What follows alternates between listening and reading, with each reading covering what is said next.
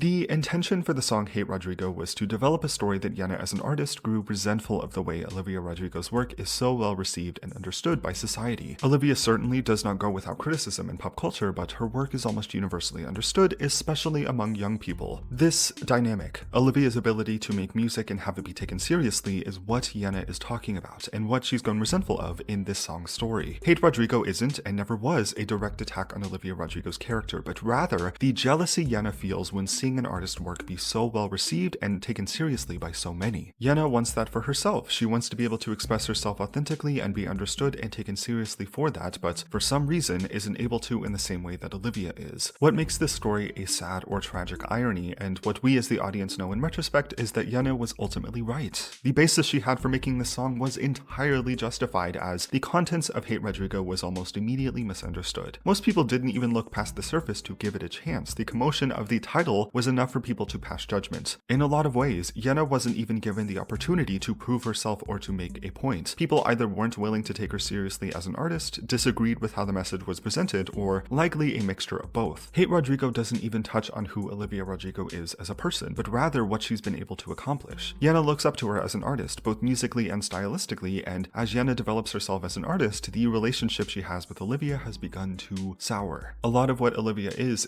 what YENA wants to be, and as Olivia embodies these traits and is celebrated so much for it, that's where these feelings of resentment come from. Why doesn't YENA get the same kind of treatment, the same kind of opportunity to have her work be taken seriously? It seems a pretty big misconception about YENA that a lot of people have is her artistic integrity. When she releases a song like Smiley, she's dead serious about it. This is who YENA is as an artist. It's not some persona she's putting on as an idol. This is the artistic representation of the YENA we know. In her solo endeavors, YENA has displayed a very strong intention to be taken seriously as an artist, but for some reason, either due to her image or the style and sound of her music, isn't taken seriously. Hate Rodrigo is quite complex and unique. There's not really another song that I can think of with a message as niche and personal in K-pop as Hate Rodrigo. YENA had a vision, wanted to see it through, and did. My personal opinion in retrospect is that YENA couldn't have executed this idea as well as she did without name-dropping Olivia specifically. Olivia represents this artistic struggle YENA has been going through. They're very similar artists in terms of sound and style. Hate Rodrigo represents YENA's profound want to be understood as an artist in the same way Olivia is in particular, not just any kind of artist. If the song was ambiguous without any mention of another artist, the message behind this song would be underdeveloped. We know more about what YENA feels because of the focus on Olivia Rodrigo. It's quite a vulnerable look into the inner workings of YENA's artistry, a well-crafted invitation to see what YENA is about when it comes to the music she makes. It just so happened to completely blow up in her face though. It's a bit of a paradox. YENA makes a song about wanting to be understood as an artist, and the song in question ended up being perhaps the most misunderstood in her discography. I know this happened almost a year ago now, but I still think about it pretty often. I hope it isn't something that has deterred YENA from pursuing what she wants to do artistically. While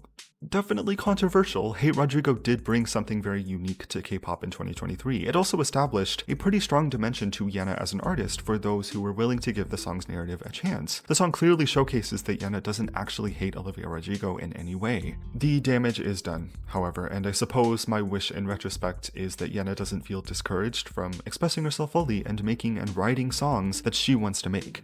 Yeah, that's what I think about this, my retrospective look at Hate Rodrigo, a song with a message that was unfortunately very justified. Thank you for watching this. If you did, definitely let me know what you think about Hate Rodrigo. Has your mind changed on the song in retrospect? Subscribe if you want to, and I will see you next time.